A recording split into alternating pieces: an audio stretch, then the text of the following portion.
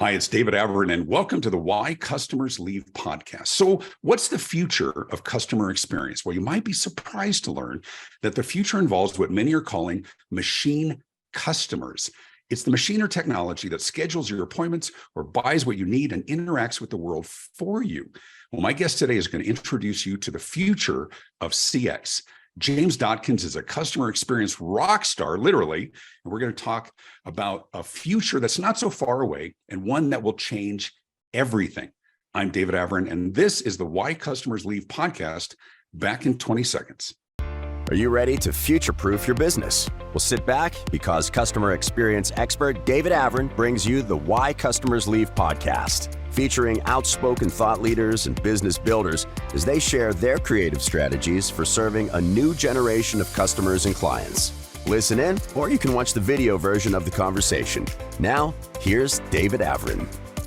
Welcome to the Why Customers Leave podcast. I'm David Avrin. And, we talk about certainly why customers leave, but we're going to talk about, as we do every week, what does customer experience look like today? What do people like? What do they not like?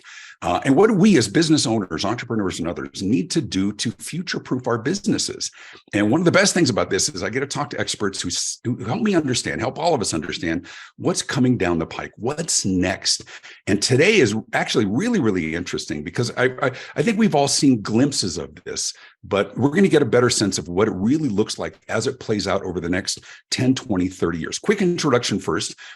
James Dodkins used to be an actual real-life, legitimate, award-winning rock star. He played guitar in a heavy metal band, released albums, and tore up stages all around the world. But today, James is a CX evangelist at Pegasystems, where he researches the mindset, principles, and philosophies of companies that deliver rock star customer experiences. He shares those strategies through transformative training, engaging videos, inspiring keynote talks. He's got books out. He's got videos everywhere. And he's a good friend. We have a great community of customer experience professionals around the world. James, welcome to the podcast.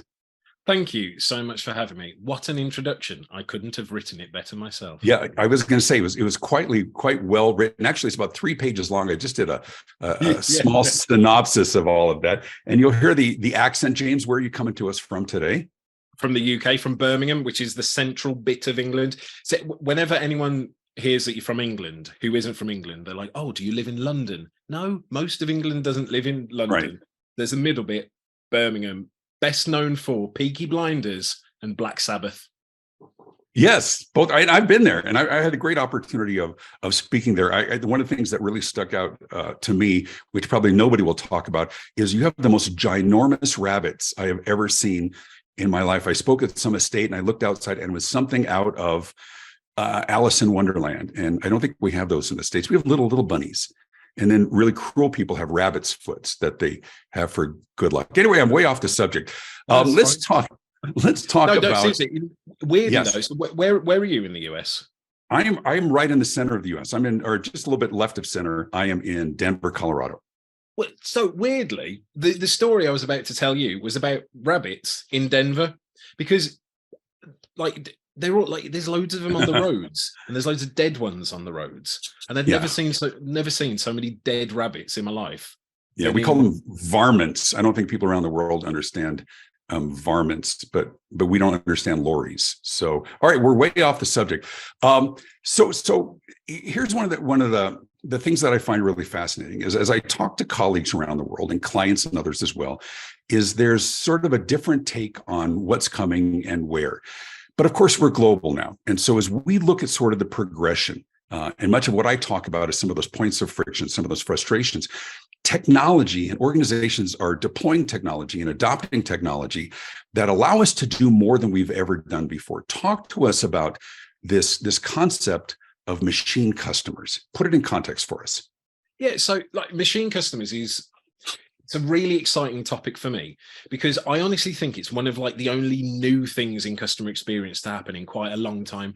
A lot of the stuff we talk about in customer experience, it's the same stuff but spoken about in different ways, which is very useful. But this is a new thing. This is something that could spawn its own industry, its own profession. And imagine your digital assistant, whether it be on your phone or a little thing on the side, and you ask it to do a thing. You say, hey, digital assistant, set an alarm for me. That's standard nowadays. Right. But imagine if you could say, hey, digital assistant, order me some guitar strings. And then that digital assistant goes away, scours the internet for the absolute best guitar strings possible with the type of guitar you play, based on the sort of music you like to play, and then finds the store that's got the best price versus quickest delivery, knows your specific preferences when it comes to that, and then orders them for you. It just goes and does it. Now, I'm not talking about necessarily asking Alexa, I'll say it quietly. Right. We can't say the name because it'll affect everybody. Yeah. Mine just went off in my office, so I got that. So we'll call it digital assistant. Yeah. So the Amazon digital assistant. I'm not talking about that one that interacts with itself, which is just basically an extension of its own self. I'm talking about asking your phone to buy something from the supermarket. I'm talking about asking the Google digital assistant to book a restaurant for you. Now, there is actually examples of that, so you can find the video online. There is an example. It's how crazy is that? It's crazy. Someone asked the digital assistant, book me a table at my favorite restaurant at Friday for 5 p.m. And the digital assistant goes away, and not only does it book it, it spoofs a voice. So it acts like a real person. Go and find the video. It's really good. And even includes some of the things that make it sound. But the idea is twofold, right? So on one end, it's about being effective, being able to complete the task, but two, to present in such a way as it is. Fooling is probably the wrong word, but making the person on the other end believe that they are interacting with an actual human being. Correct? Yes, and I mean, we're getting into the logistics of it now, but companies are going to have to figure out how they deal with having interactions with machine customers, because they're going to have to. If a company realizes that it's interacting with a machine customer, there's really no point having a human on their end, having that, empathetic rapport building conversation with them, because the machine's not going to care. In fact, that's probably going to be annoying to the machine, who's essentially only going to care about the completion of the goal and the efficiency in which they can do it. So I think what's going to happen in the future is there's going to be like 4 main types of interactions between customers and companies. So you've got person to person. We'll go through those, and then we'll tackle them one at a time. Yeah. Okay. So the first one is person to person. This happens all the time now. This is me talking to you. I walk into the store and I say, "Good morrow, shopkeep. One of your finest apples, please." And they give it to me, and I go. The history of commerce. Yes. Yes. Okay. Number two. Person to machine, which happens all the time now. This is where I go on the website to try and find the phone number to call up, and it doesn't have a phone number, but it does have a chat bot. Yeah. And that pops up. Bot, of course, is short for robot, to be clear. Yes. So I'm there going, "Hi, chat robot, I need to do a thing." And he goes, "Sorry, I don't understand that." I'm like, "Well, help me do this thing." You said no. Yeah. Please rephrase that. So that can be either verbal or digital, correct? So that's person to technology. Yeah, so person to machine. And then the new ones. So these are the new ones that are going to emerge. So this is machine. So my machine to person, that's similar to that Google example, where my digital assistant will call up and have a conversation with a person to get something done. There's that one. And then there's the Holy Grail, which is, this is the one that's going to completely redefine every single standard of what good is in customer experience. And that's machine to machine. That's where my digital assistant plays nicely with your technology in your company. And I can say, "Hey, digital assistant, update my email address with every single company I've got a contract with." And within a split second, it goes and does it. That is the Holy Grail. And that is going to be the thing that is going to change the face of customer experience forever. Right. All right. Let's take them one at a time. I think we understand 1 and 2. 1 is interaction we've always had. 2 is, it's, in my case, it's a big frustration. I'm dealing with chatbots, but AI. It's getting better. It's getting smarter. It's getting more intuitive. I think the early days was just an electronic FAQ. Right. Essentially, yeah. Right. And now it's at least responsive in the way. I'm just the one who I don't know what it is about me. I rarely have a question that's frequently asked. So I'm the person that's like, real person, or sometimes set up for representative, right? But let's go to number 2 before we go to number 3. So number 2, the whole idea of the machine customer. If we are having a conversation, or if our digital assistant, whatever, is making that appointment, and that's already happening, it's going to be much more widespread. A couple of things. First of all, do organizations have to prepare for interactions when they recognize that it is a machine, that it's a technology? So instead of us talking to a chatbot, it's the chatbot talking to us. And the example that we've got online is very much about trying to mimic so they can't tell. But what do organizations need to do to prepare when they can tell? So it's going to be a difficult one, because I think there's probably going to be one of 2 ways in which organizations sort of react to this. They're all going to be working to try and discover and identify when a machine customer is interacting with them. But then how they deal with it is going to be different. So one of them will be like, cut it off. We don't want to deal with machine customers.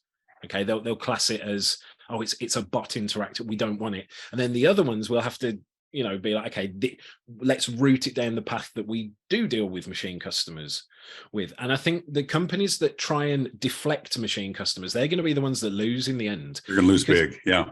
Because when I say, hey, digital assistant, change my email address with every single company I've got an account with, and it comes back and says, I've done it, apart from Telco Corp, who don't allow machine customer interactions. When my contract's up, I'm going to be like, oh, hey, digital assistant, find me a replacement for Telco Corp, someone that does allow machine customer interactions. Because it's just going to be, imagine, because it's going to reset what convenience is, it's going to reset what speed and ease is. And when there's a company that won't allow it, essentially they are signing their own death warrant. Now, of course, that's not going to happen tomorrow. That's not an immediate thing. But to prepare for this, it's a progression. But to prepare for it, I mean, one of the first things companies can do is really start to map out all of the scenarios in which, in the future, a machine customer might interact with them. And so for traditional companies, it's going to be easier. For smaller companies, you've probably got a longer tail on this. I think it's going to be more expected of bigger companies. So you get these scenarios. These are all the ways in the future that machine customers might interact with us. And then you have to start grading them. Which are the ones that are likely going to happen the first, like the soonest? And then which are the ones that are going to have the biggest impact?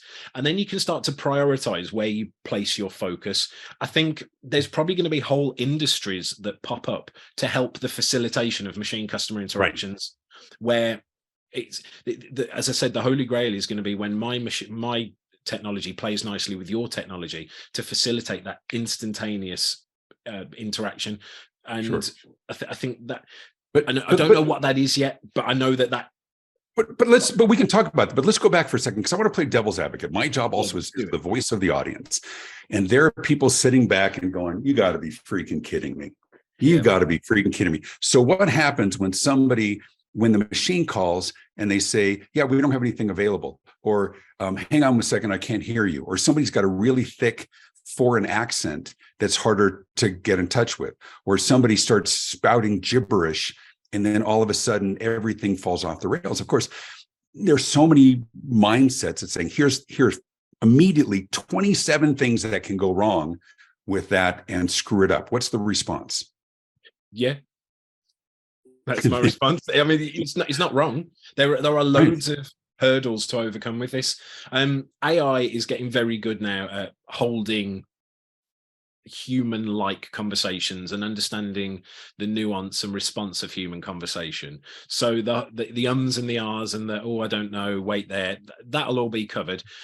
There's kind of 3 waves of machine customers that's going to come, and this is from Gartner. So this is a Gartner prediction, not mine, but I think it's and to clarify, you're not necessarily advocating, you're the messenger, right? You're saying here's what's happening to help organizations recognize what's coming so we can prepare and take advantage of it. You should or shouldn't. I'm just saying it's probably coming. So you do with this information what you will. But Gartner has said there's going to be 3 waves of this. So right now we do have machine customers, but they are bound. So they will only do what it is that they are asked to do, and nothing more, nothing less. Well, sometimes less, because they're not all great, but nothing more.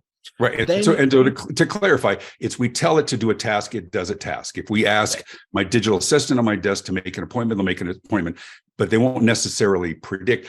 That said, I do get suggestions. I was getting ready to get on this call and my phone popped up. It said, you are getting ready for this thing. Do you want to go on do not disturb? So the first wave is bound. And to use the restaurant analogy that I'll use all the way through this, let's say the digital assistant calls up and says, I'd like to book a table at 5 p.m.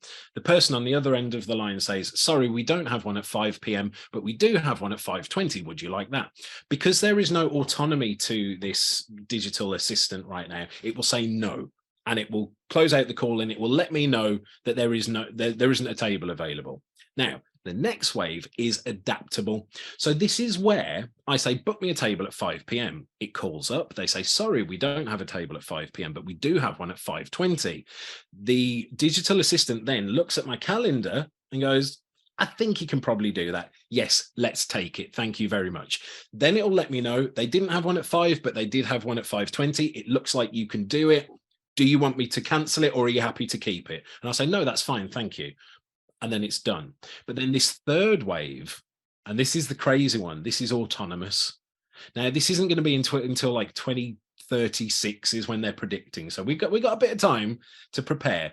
But this is where the digital assistant looks into my calendar, kind of notices I haven't taken my wife out to dinner for 2 weeks, automatically phones up, automatically books the table and just pings me to say, by the way, you haven't taken your wife out for 2 weeks. I have booked you a table at your favorite restaurant for 5:20 p.m. on Friday. Enjoy. Do you want to keep it or not? And if I don't want to keep it, I'll just say no. And it'll call back and it'll do. But that's the difference. And they're the waves. Right now, it only does exactly what we ask it to do. But in the future, it's going to get more autonomy to achieve the goals that we are trying to achieve on our behalf. All right, so let's talk about number 3, which was number 3 from your 4, which is the machine to machine. That's number 4. Or number 4. Sorry, that's correct. That's number 4, right? Number 3 was us, or the machine talking to real people representing us. Number 4 is machine to machine. I would assume that that's driven or will be driven in large part by the Internet of Things, IoT. For those who see that term, it's a chip in everything. It's the chip in your furnace, in your refrigerator that knows when you're out of something, in your car that says it's time to replace the tires. It seems almost that there's a melding of 3 and 4 in that it's set up to say when something is going bad, you have the freedom to go ahead and order a replacement. But number 4 is the pure machine to machine. Our system will talk to their system, but it will be triggered by specific events, specific criteria. Is that how you see it? Yes, that will be the case. I don't think anything will. I mean, who knows, actually, maybe in the future we'll get so used to it that when we buy items like a fridge or a washing machine or a car, we don't even necessarily have to agree for them to do that stuff because we're just so used to it. It just happens. It is the norm. Maybe that will be the case. I don't know. I think that's probably quite scary, but so is all of the future right now. But the machine to machine interaction is really going to be the thing that's the big game changer. Because so when I joined Pegasystems, I had a buddy called Andy Mutlow, shout out to Andy, and every time he ever did a demo, he demoed address change, so change of address. And literally I was like, oh God, this is boring. Why are you choosing such a boring thing to demo to people? And then I moved house. And the address change became the bane of my existence for months. In my head, because I'm not a techie guy, right? That's not me. In my head, I'm like, right, changing my address with a company, that's just changing a string of letters and numbers to a different string of letters and numbers. That's all that is. But in practicality, in real life, there's a lot more to it than that. There's legacy systems, there's acquisitions where they're trying to put systems together from like 15 different companies. Maybe you've got one part of a policy with one bit of the company, one with a different division, and they've got all this stuff trying to do. And so I started to realize after that, that is a really good thing to show people because it's such a simple thing that's actually a bloody nightmare to get done. Yeah, it's a pain. So, if I can tell my digital assistant, hey, change my address with every company I've got an account with, And rather than having to call up every single one and spoof a thing saying, "Hi, my name is James Dodkins." Dotkins.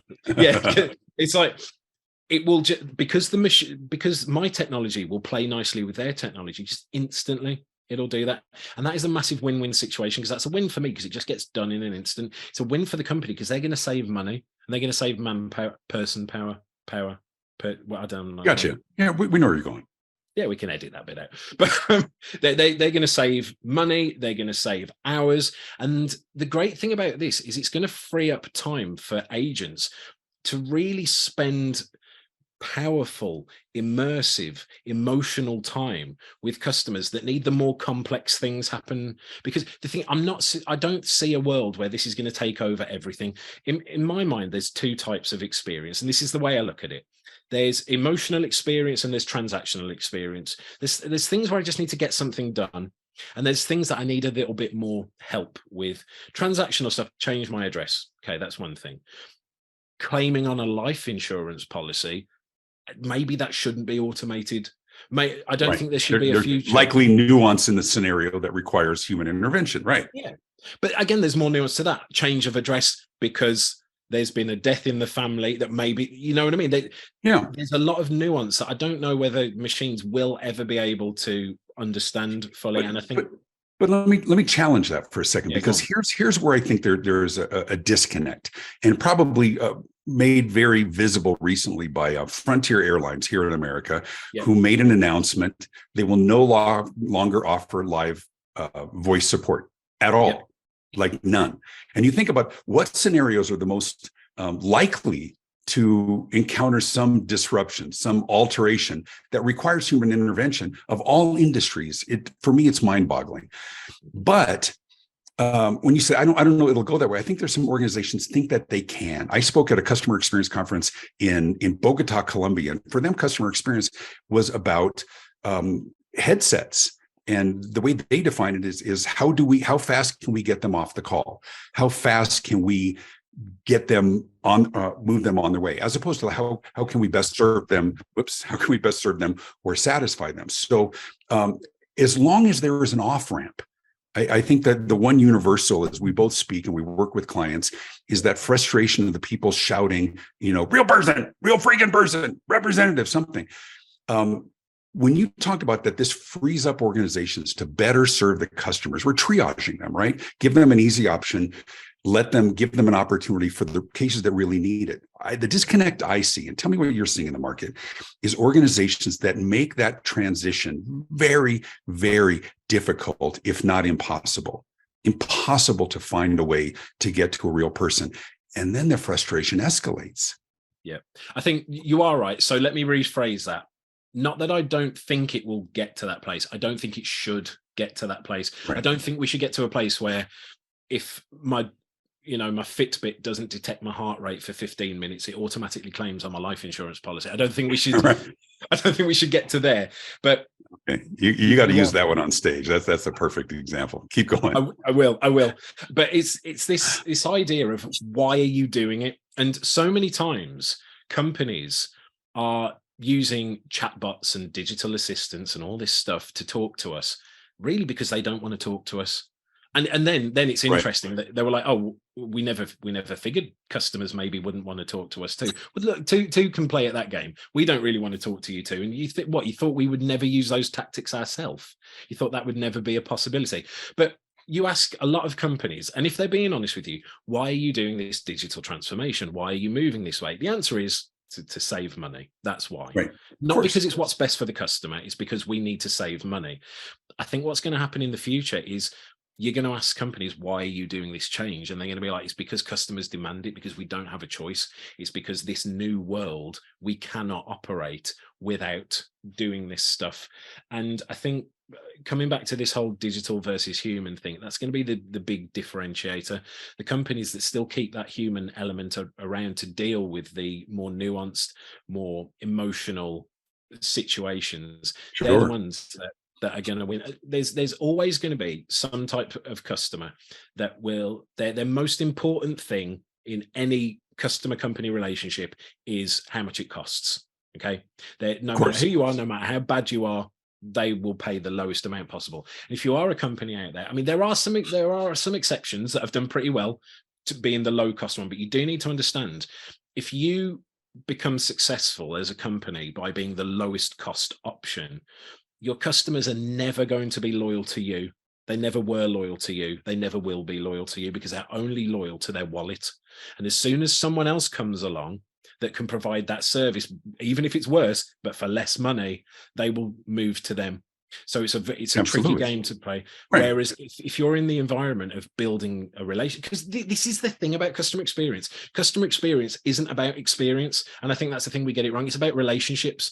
You ask, why are we even delivering experiences? Why are we customer experience professionals? Because we are trying to understand and improve the relationship we have with our customers. That is the end of it. That is the be all and end of it. We need to understand that these relationships, they need nurturing. And if you try and take the cheap way out and just try and automate everything, the type of relationship you build with your customer isn't going to be one that's going to be for long-term growth. It's not going to be a valuable one. It's not even going to be a profitable one. Maybe in the short term, because you've taken out costs, but in the long term, it won't be. So I think everyone's going to need to take a little step back and really try and identify what is the type of relationship we want to have with our customer. And then but let me ask you, is it also potentially hierarchical? I mean, for some on the low end, transactional and being efficient with that transaction is very, very important. Do you see it moving towards more of a concierge level service for the ones that are really the higher end, the ones that are foretell the profit for the organization? Sort of, there's the rank and file, there's the ongoing, we got to be smart transactionally, we've got to be efficient and convenient, but do you see them moving towards, but we will offer a higher end concierge level service, maybe for a bigger fee for those customers who really need it? Is that sort of the balance that might be coming? Yeah, I think we see that at the moment now anyway, where there's different levels you can pay for different levels of service. And a lot of times we'll go for the lowest one, and then something goes wrong, and we're like, God damn it! I wish I would have paid. Yeah, there was, and we get that with the loyalty programs, right? With the airlines, I'm the highest level because I travel, of course, in my hotel as well. But for others, it's just as we talk about, we're not naive. You and I are both working with organizations, and we're not naive about the cost constraints and the labor challenges that they are facing. But what's your counsel to them about finding that right balance? That's such a loaded question. There's so many facets to the way to answer that question. I think cost. If you're focusing on cost, you're not focusing on the customer, and if you're not focusing on the customer, you're never going to win. It's kind of like, do you play golf? Occasionally, not well, but I enjoy it. Yeah, I don't play golf very well at all. When I drive, the first hit of the ball, for people that aren't golf aficionados like me, so that first one off the tee, I've got this wicket. I think it's a slice. It goes off to the right. I think that's a slice. Right. It goes off to the right. And rather than just being a sensible person and getting lessons to fix that, all I do is I just aim over there. Right. So I aim over there to make sure the ball goes that way where I really want it to go. Now, I have to believe with every single fiber of my being that random tree over there is the thing I need to hit, or it won't slice properly to go where I actually want it to go. That's the mindset we need to. I'm going somewhere with this, I promise you. That's the mindset we need to take in customer experience. So many times we see, and in business in general, not just customer experience, but in business. In business, we see the money as the goal. And I think we need to redefine that and understand the money isn't the goal. The money is the reward. The goal should be delivering that amazing customer experience and building that customer relationship. You do that right, the reward will be the money. If you focus on the money as the reward, you're always going to do things that are not in the customer's best interest, that actually, in the end, negatively affect that. All right, but let's go back to the subject that we're talking about, which is this whole machine to human, machine to machine communication. Yeah. Which for many is a major point of friction or frustration. Yeah. How do organizations, and how do you as a counselor to organizations, how do you reconcile that? Because the people who are advocates for this technology are, this is going to make our experience better, and then the customers are going, this is making it worse. What's the future? How do you reconcile the two? Yeah, I mean, there's probably going to be lots of scandals and stories that we're going to tell in the future of companies that have got this wrong. Security issues are going to be a massive thing. There's probably going to be some company that does a massive security breach, because I mean, that's another thing we need to think of as well. Like if I choose a particular digital assistant to be the one I ask to do stuff, it's going to need to hold every single bit of information I've got with every single account I've got, and it's going to need to know all my, my card details. There's going to be so much personal information involved in that's going to need to be. And there's going to be people that go, I would never use that. That sounds scary. My answer to you is, yeah, you will, because you kind of already do, because we constantly give up like our data protection for convenience every single day. Of course. I think the company best suited for this right now is probably Google, because like you think about Google Chrome, it already knows all your passwords. It's already got all of your cards saved. It's in a really good position to just use that stuff in a different way. I've gone off track. What was the original question? Well, I mean, we're talking about how do we reconcile. We talk about ultimately, it's about providing a great customer experience and building the relationship. There are those who would argue that technology actually gets in the way of the relationship. Those people are sometimes right. The thing is, it's not technology. Technology is just a tool. It's the use of it. Technology is just today's version of pen and paper. That's all it is. It's just a very fancy version of pen and paper, but it's become so specialized in organizations that you've got, people in like special rooms wearing lab coats for some reason, and they're the techie people. And like you'd never get back in the day, like a project at work, you'd be like, oh, this is really cool, I'd love to get involved. And someone goes, oh, don't know there, David, we are using some pretty advanced pen and paper here. I don't really think it wouldn't happen that way. But and then you look in the real world where customers are using stuff, you see tiny little babies using iPads, you see 105-year-old granddads using iPads as well. Technology should and could be super easy to use, but the technology is what it is. It's just a tool. It's just a thing. Yeah. It's the application of it. Some companies are going to do it exceedingly well, and they're going to set the bar. Other companies are going to do it really badly. But it's like, I don't know. I like cake, but if every time I got a piece of cake, I just rammed it into my eyeball, soon I'm going to be like, you know what? I don't like cake. And someone will come along and go, James, it's not cake you don't like. You're just using it wrong. Use it this way. I'll eat the cake and I'll go, oh, this is a revolution. It's an odd analogy. So we've got golf and we've got cake. What are the ones? No, it's a great analogy, because I think people hear about it and they think futuristic. They think the Terminator, Sarah Connor, and they're making those decisions. But I also see in your examples of 1, 2, 3, and 4 at the beginning, between 3 and 4 as a transition period. And that transition period is before the machine orders something from another machine, it'll ask your permission to do so.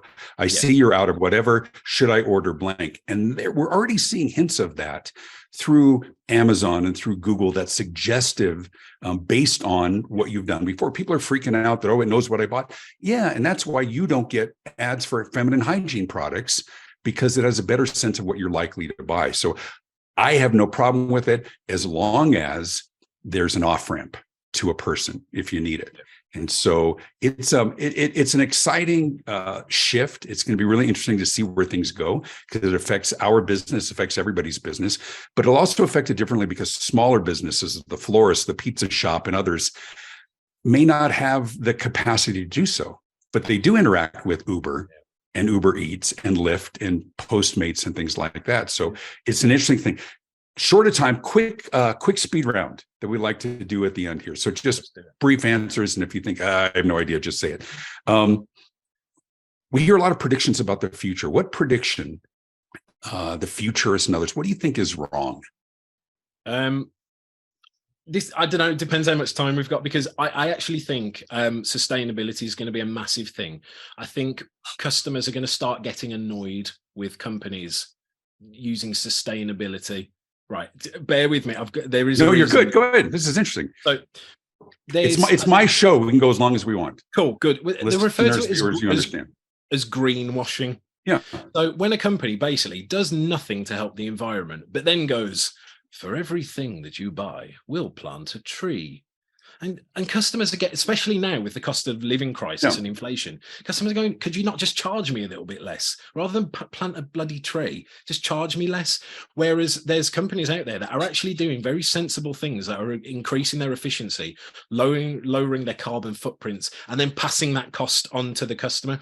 So I think in the future, in the probably very near future, customers, there's going to be a bit of a backlash of like, stop doing this performative stuff and actually do some real stuff that helps the world and helps me pay you less. Right, because the PR firm told him to do so. What do you think right now, post-pandemic, is the biggest risk to business owners, entrepreneurs, organizations? What's their biggest risk right now? Either another pandemic or, I don't know, inflation. I mean, it's killing everyone right now. Yeah, absolutely. What do you think? I kind of wrote this down because I was thinking about this, that there's some people kind of on the inside or they're getting into. What do you think is going to be the biggest innovation, change, shift that's going to surprise people in the next 5-10 years? Probably just how much AI is going to evolve and how quickly and what it's going to be capable of doing. I think it's going to blow everyone's minds. What's your biggest frustration in working with businesses? What causes you to leave a business and say, screw this, I'm gone? What's that one thing that really gets at your craw? Oh God, is there a one thing, or is it a tangled multitudinal web of lots of things? You tell me. For me, it's a lack of trust. That's the biggest thing for me. It's I can deal with mistakes. I understand that they happen. It's like lack of transparency. And as soon as I lose trust in a company, and for me, that I'm going to go into it again. Sorry, but there's two elements of trust. There's, do I trust that they mean well, and do I trust they can do well? Like, do they, want the best for me? Are they actually trying to help me? And can they actually do the thing they say they're going to do? Are they actually competent? And I think you need to tick both boxes to have total trust in a company. Once those two are gone, I'm out. Because my bank, for example, do I think they've got my best interest at heart? Nope. Do I think they're competent and are going to do the things they say they do? Yes, so I'm going to stay with them because they're at least going to do that. But when I meet a company that I don't think is going to necessarily do the best by me and isn't even capable of doing it very well, that's when I'm gone. So when trust is gone, James is gone. Got it. One last question. What are you optimistic about? Humans in general. I think no matter how prevalent AI gets and machines get and technology gets, I still think humans are going to be the thing that makes the difference in everything. Outstanding. What a great treat. We're friends offline, but a great opportunity to talk about sort of what's new. And this whole idea of machine customers, I think, is fascinating. I think people, those who are watching this or those who are listening, will begin to see signs. Oh yeah, that's what he was talking about. It makes a lot of sense. If people want to get in touch with you, and you work in the UK and what you do globally as well, how do people get in touch with you? LinkedIn's a good one. If you want to drop me an email, it's jd@pega.com. If you want to connect with me on LinkedIn, I post loads of videos and interesting content about this stuff. It's James Dodkins. I'm like one of there's not very many of us. You'll find me. So there's 2 David Avrins in the world, and I actually met him. That's a whole other story for another time. James, thanks for being with us. Hang on, because you and I will talk on the other side. Just want to remind everybody that you can pick up a copy of my new book. As I grab it here, it's called The Morning Huddle, Powerful Customer Experience Conversations to Wake You Up and Shake You Up and Win More Business. Be sure to click to like this podcast, subscribe, hit the little bell so you get notifications of new episodes. But it's really important to leave a comment as well. Tell us what you think about this, what we can be doing differently as well. You can learn more about my speaking and my consulting at davidavrin.com. That's it. Thanks for tuning in. This is the Why Customers Leave podcast. Big thanks to James Dodkins. I'm David Avrin. Be good. This has been the Why Customers Leave podcast with David Avrin. Be sure to leave a comment and click the like button. You can listen to or watch past episodes and be notified of future ones by hitting the subscribe button on your favorite podcast platform, or check them out on David Avrin's YouTube channel. David's popular books are all available online and also in Kindle and audiobook form as well. You can learn more about David's keynote speaking and business consulting at davidavrin.com.